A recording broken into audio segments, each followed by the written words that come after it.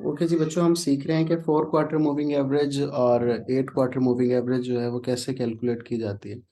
यहाँ पे अगर हम कॉलम्स की तरफ देखें तो ईयर का कॉलम है, क्वार्टर्स का कॉलम है, सेल्स रेवेन्यू का कॉलम है, 4 पीरियड मूविंग एवरेज या 4 क्वार्टर मूविंग एवरेज जिसे कहते हैं। यहाँ पे examiner is given as some missing values U V, उसने कहा कि खुद कैलकुलेट करके दें। Look at these values U और वी। और इसी तरह मूविंग एवरेज का या ट्रेंड का कॉलम है, moving average, centrally moving average, trend, सिर्फ मूविंग एवरेज, ये एक ही चीज़ के नाम है। तो ये 8 क्वार्टर मूविंग एवरेज के बारे में यहाँ से पूछ रहे हैं। यहाँ पे दो चीज़ें उसने कैलकुलेट करवाई हैं, डब्ल्यू और एक्स। उसी तरह सीजनल वेरिएशन भी उसने हमसे कैलकुलेट करवाई है। तो ये कुछ चीज़ें हैं जो उसने हमसे कैलकुलेट करवाई। लेट्स सी कि हम उन्हें कैलकुलेट कर सकते हैं या नहीं कर सकते। अच्छा जी, सबसे पहले तो हमें यू की वैल्यू कैलकुलेट करनी है। तो हमें सीखते हैं कि 4 क्वार्टर मूविंग एवरेज का फार्मूला क्या है।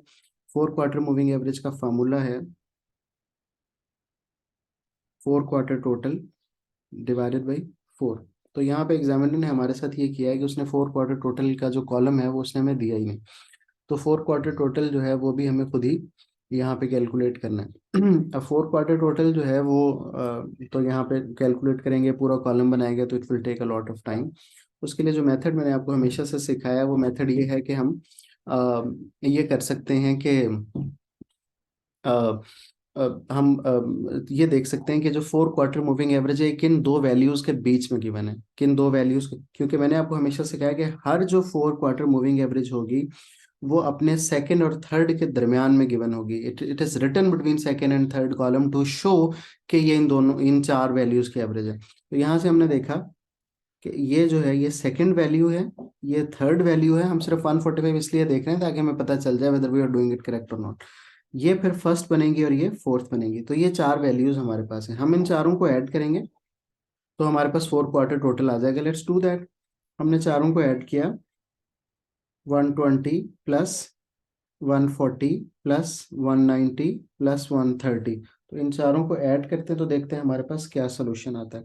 120 plus 130, sorry, 120 plus 140 plus 190 plus 130 is equal to 580।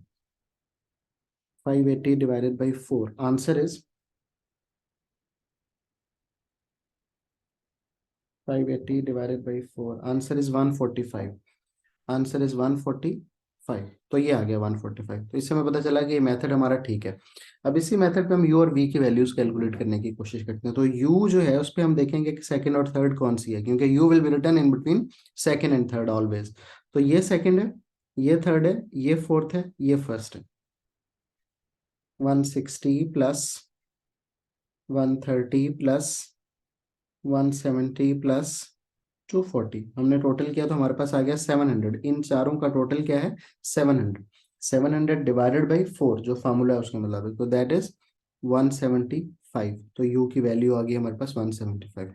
Similarly हम वी की वैल्यू भी इसी तरह कैलकुलेट करने की कोशिश करेंगे। आइडेंटिफाई कर लेते हैं। वी जो है, वी के लिए सेकंड वैल्यू ये है क्योंकि उसके दरमियान में लिखा है, और थर्ड ये है, इसका मतलब फोर्थ ये और फर्स्ट ये। इन चारों को ऐड करेंगे, 130 प्लस 170 प्लस 240 प्लस 170, ये आ गया 710। 710 डिवाइडेड बाई 4, आंसर इज 177.5। तो ये आ गई हमारे पास 4 क्वार्टर मूविंग एवरेज की वैल्यूज, यू और वी की, जो हमसे पूछी थी।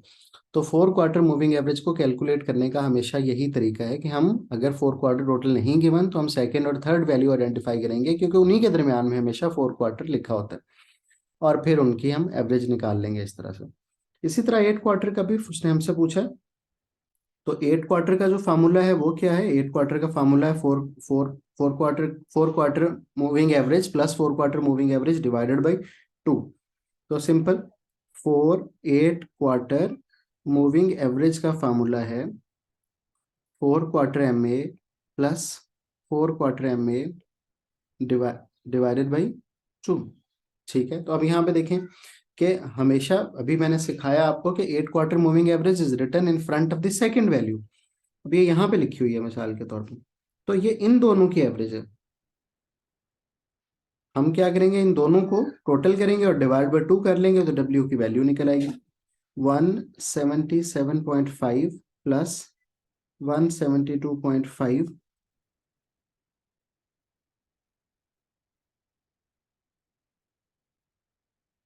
177.5 plus 172.5 divided by 2, answer is 175। ये आ गया, हमने इन दोनों को ऐड किया, इन दोनों को ऐड करके डिवाइडेड बाई 2 किया, तो हमारे पास W की वैल्यू आ गई। इसी तरह ये भी दो वैल्यूज के बीच में, तो इन्हीं दोनों की एवरेज है, तो हम 172 प्लस 167.5 करेंगे, यानी इन दो वैल्यूज को ऐड करेंगे तो ये एवरेज निकल आएगी हमारे पास। तो x की वैल्यू हमारे पास अगर हम निकालें 172.5 प्लस 167.5 डिवाइड बाई 2, तो आंसर इज 170। तो ये हमारे पास आ गया। अब तीसरी चीज इसमें ये पूछी गई है कि सीजनल वेरिएशन जो है वो उसको कैसे कैलकुलेट करते हैं। सीजनल वेरिएशन का फार्मूला होता है seasonal variation is equal to actual sales minus trend. तो सिंपल, एक्चुअल सेल्स हमारे पास यहाँ पे गिवन होती हैं सेल्स रेवेन्यू के कॉलम में। तो अगर हमने वाई जो है वो फोर्थ क्वार्टर के लिए निकालना है,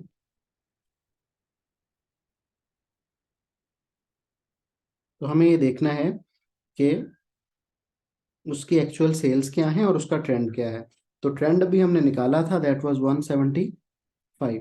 हम क्या करेंगे, 140 माइनस 175, तो आंसर इज -35। कैसे निकाला हमने, 140 माइनस 175। इसी तरह z की वैल्यू निकालनी है, तो x की वैल्यू भी हमने थोड़ी देर पहले आइडेंटिफाई की थी, दैट वाज 170।